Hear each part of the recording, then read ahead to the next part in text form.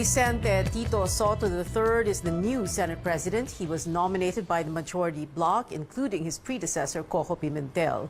Cecil Ardizabal gives us details from the Senate. Cecil, tell us how the turnover went.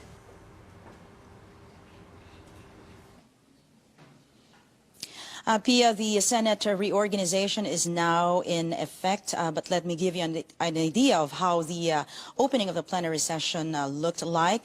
It was opened by former Senate President Coco Pimentel, and it was during the plenary session that the ascension of Tito Sotto to the Senate presidency was formalized. He took his oath this afternoon, and he's now the 29th Senate President of the Republic and the second Senate President in the 17th Congress. He was nominated by his colleagues in the Senate, including Pimentel, and Pimentel is saying that as he leaves his post, he is grateful for his colleagues in the Senate for the support during his term, despite the perceived lack of confidence in his leadership.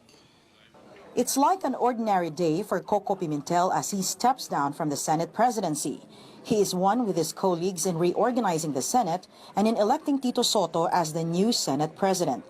I served as Senate President inspired by the words of Justice J.B. L. Reyes and guided by the principles and values of Senator Nene Pimentel. I stepped down knowing that I tried my best to do this. The former Senate President, however, dismisses speculations over his early exit. We are 17 different personalities in the majority bloc. There will be different reasons talaga na to feel dissatisfied, pero ano na po yun, basta importante, the majority is supportive of the new Senate President. Pimentel remains with the majority bloc despite insinuations of betrayal and calls the move a positive development. This is an example of a peaceful and willing transfer of power in the Senate.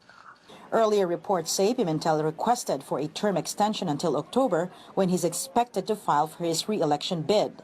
Pimentel, who served for 22 months as Senate President, is proud of what the institution has achieved under his watch.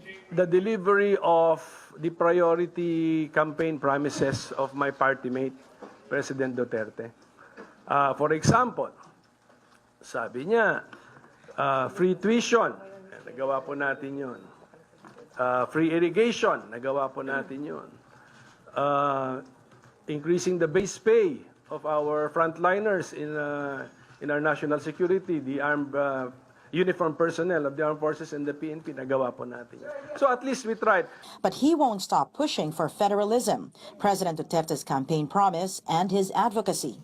As president of the ruling party PDP Laban, he'll also focus on preparing the party for the 2019 nationwide elections. Meanwhile, Senator Mig Zubiri has now been elected as the new majority floor leader. The former majority leader, now Senate President Tito Sotto, feels overwhelmed of this new development. He says he thanks his colleagues for the trust and confidence, but admits it's a challenge to be Senate President, especially during these critical times. He vows to fulfill expectations to lead the Senate, and he says he won't let the institution be degraded and criticized. He also said that in the next 2 weeks, they'll be prioritizing some bills that they want to be passed. 3 of them are the Bangsamoro Basic Law, the Universal Health Care, and the Public Service Act. Let's listen to what the new Senate President has to say.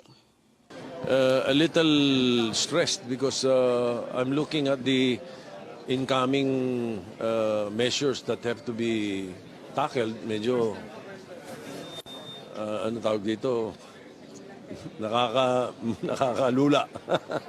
Anong priority doon? But siyempre, we'll have to rely on our experience and the help of my colleagues. Senator Tito Sotto used to handle 2 committee chairmanships, the rules and the ethics committees, but the rules has been automatically be given to the new majority leader, who is Senator Mig Zubiri, and now the Rules Committee is open for committee chairmanship. Pia. Cecil, what's next for Senator Coco Pimentel? Pimentel remains in the majority, but he was given the Trade Committee chairmanship. Also, Zubiri is saying that they are considering giving two more committee chairmanships to Pimentel. One is the Electoral Reform and another is the Local Government Committee. Pia. Cecil Lardizabal reporting from the Senate.